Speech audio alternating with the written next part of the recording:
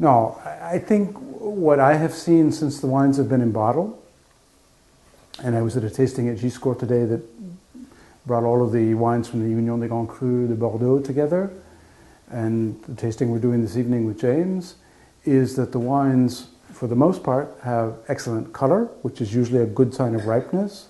I think there's been some very serious selection made, because between what they harvested and what they chose to put into their Grand Vin, it's frequently less than half of what they harvested, which I think explains in good part the quality.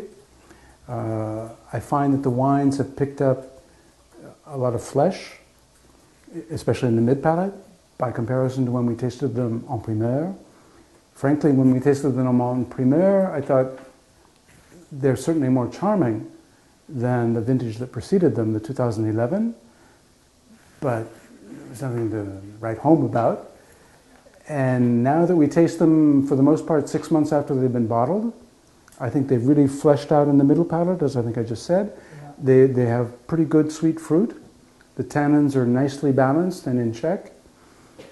And while they may not be wines that are going to last 50 years, but do I really care? I think they're going to provide a lot of near-term drinking enjoyment, but that doesn't mean to say that you won't be able to hold them for 5 or 10 years.